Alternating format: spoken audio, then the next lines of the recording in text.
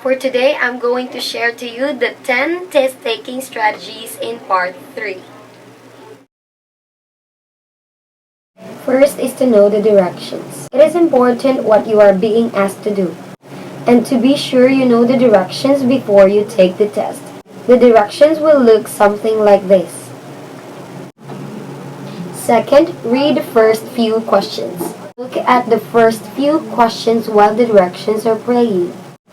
This will let you know what to listen for. There is not much time to read ahead. However, try to read as much as you can. Third strategy, know the question types and order. In part 3, the questions usually ask for informations in order in which it was presented in the conversation. There are also 3 categories of questions in part 3: gist, implication, and detail. Fourth, know the distractors.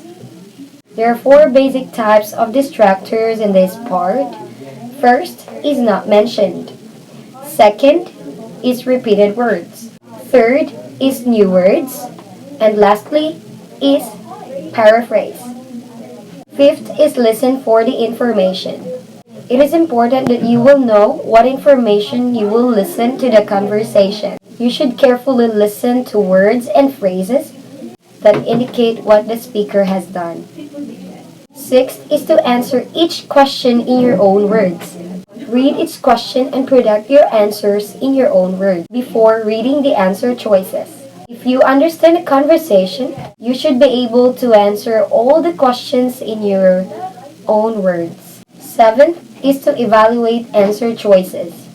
If one of the answer choices is a close match to what you expect, mark the oval for that letter. If none of the responses matches your expected answers very well, then you must eliminate as many choices as you can. Eighth, eliminate answer choices. If none of your responses matches the choices very well, you must eliminate as many wrong choices as you can. If you must guess, eliminate any choices that do not use words and phrases from the conversation. And this is one of the distractor type.